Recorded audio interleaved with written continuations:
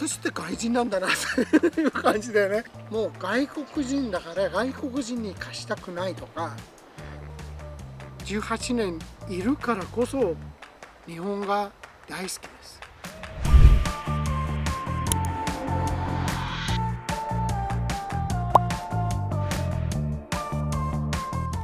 皆さんこんにちは。異文化コミュニケーションアドバイスをしております医師のシャーランと申します。日本に来て18年以上経っています。現在は日本の企業さん向けに研修またはコンサルティングをしております。プラスニューズウィークもニューズウィークの日本版ですね、外国人リレーコラム東京愛シリーズコラムを書いています。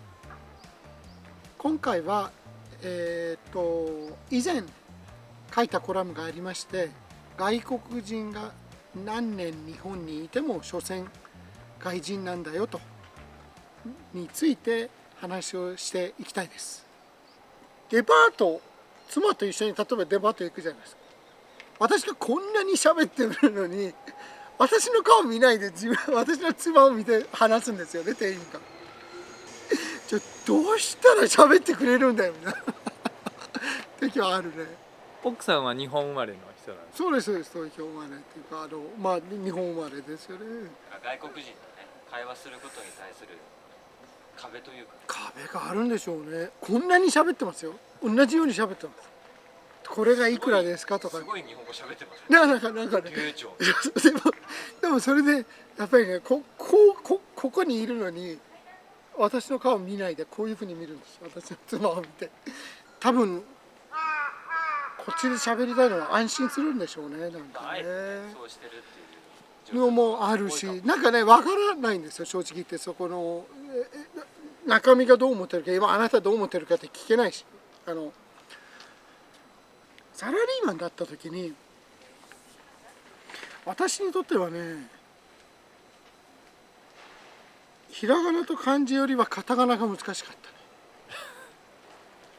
カタカナ、英語の言葉を知ってて、でカタカナは発音が変わってくるじゃないですか。例えばプライバシー、日本語で何て言うんですか？カタカナで言うと。カタカナでプライバシー。プライバシーですよね。はい。で仕事してる時に私がそれをプライバシーって言ったんです。英語で言ったんです。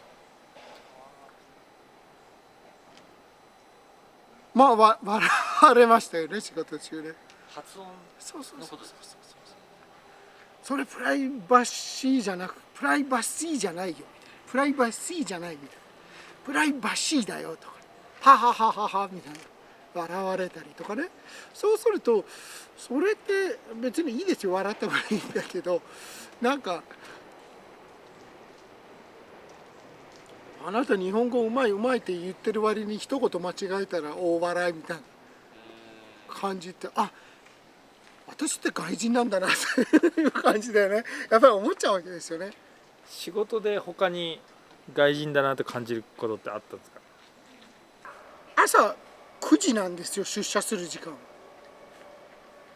9時なんですけど、7時に来いとか8時に来いとかね。でこっちがその理由がよくわからない。特に最初の頃こう働き始めて、例えば1年とか2年とか3年とかね、わかんないんですよね。理由は何ですかってやっぱり聞きたくなるんですよ、それを。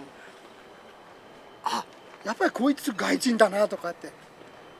なんでわかんないんだよ。いや、わからないんですよ、それは。だって働いてもいないし、日本ではね。日本で暗黙の了解、そう暗黙のルールが多い。明文化されてないルールね。理解していないから。それをどっちで言うのかね、理解してないのか、それともちゃんとルールにしてないのか、どっちのせいなのかっていうのははっきりしないですけどね。でもそういうのって外国人、これからね、ますます外国人増えていくんですよ。間違いなく日本でもますます外国人は増えていく。人口は減っていく。外国人は増えていく。外国人共生とかなんか多文化共生とか私も歌ったりはしてますけど、自分の仕事の中ではね、もうはっきり言って今共生してますよ。今だって外国人いますよね。約200何十万人、300万人いかないぐらい。やっぱりもう共生はしてますよ。私は何かをやる時に、何かをやってもらう時にやっぱり理由を説明すべきだと思うんですよね。それこそコミュニケーションなんですよ。こうやれじゃなくて、これってねこういうことなんだよと。あなたが例えば新人なんだから8時に来ないといけないよと。明文化してってことですね。そういうことです。明文化してってことです。周りの友達とか見てて、ここが外人だなっていうふうに思うことって何ですか？家借りるとかねはものすごい大変なんです。私も大変でした。それなんでですか？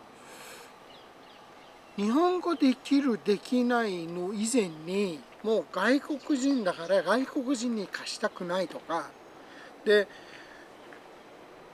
大家さんがね思ってても思ってなくてもかなりのこの不動産の中ではものすごいやっぱり、いやあそこはね外国人はダメなんだよとかって言ってきたりとかね。でその中で何人ですかもその後入るわけですよね。例えばね、私の友人でね国籍を取得しました。家を借りたくても借りれなかった友達がいましたね。でも日本人ですよね。もう日本国籍ですよね。帰化した。そうそう、帰化した、国籍を取得したにもかかわらず、見た目でね顔でね判断されちゃったっていう。結局好きな家は借りれなかったんだけど、この間ねどっかの大学にね行く途中でレクチャーしに行く途中でね見てたら、外国人専用の物件みたいな矢印でここみたいな不動産の中のガラスのところに貼ってあったから、もうここまでやらないと無理なんだなと思ってね、ちゃんと分けないと無理なんだなと思って。千原さんの友人で、私の友人で、日本に勤めてた。そうそう、日本に勤めてたしね。その方は外国人、今は日本人。そうそうそう。その方は日本に勤めてたけども、中国の会社にヘッドハントされて、もう今5ヶ月4ヶ月ぐらいになったかな。もうほぼ年末と言った方がいいのか、年末から行った、年明けから行った感じですね。働いてます。中国の方が働きやすいんですかね？彼が言うには早い、全てが物事が決めるのも早い、打ち合わせが短い、もうすごいやるやらないってものすごい はっきりしてるところで、やるんだったらとことんとやりなさい、失敗してもやりなさいみたいな。で失敗して学んで次をやりなさいみたいな、そんな感じで彼が言ってくれてるんですよね。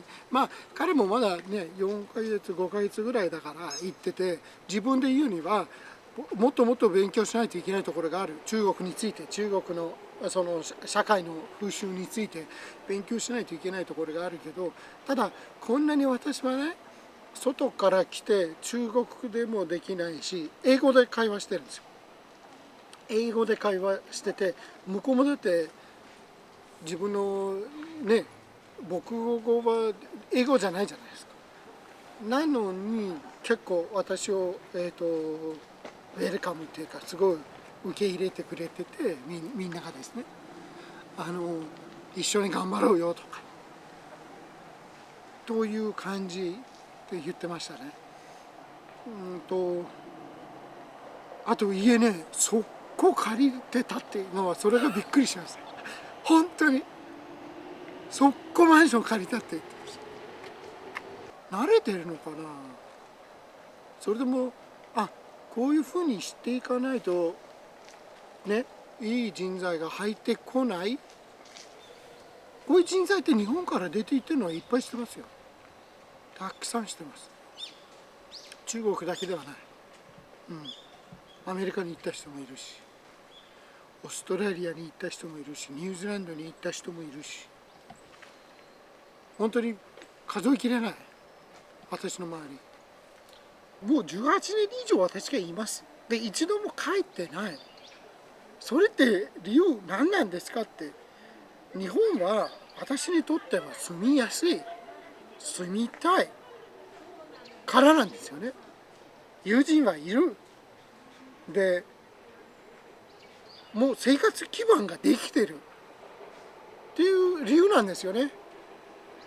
でプラス私が今やってることで20年後こういう日本になってたらやってきたよかったっていうところですよね。日本のいいところをたくさん出していきたい。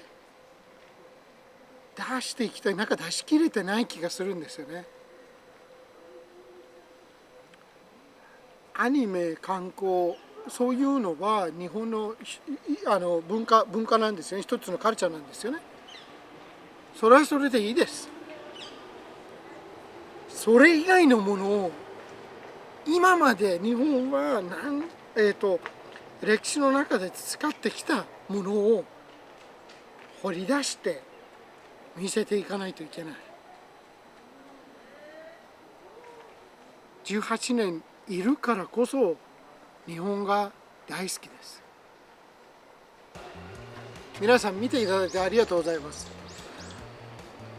私はですね、ニューズウィークの外国人リレーコラム東京愛でというシリーズがありまして、そちらでコラムを書いてますので、ぜひ見ていただいて、ここは違うよとか、そこはこうじゃないのとか、そういうこともあればコメントをください。たくさんコメントをお待ちしております。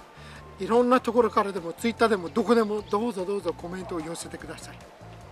ありがとうございます。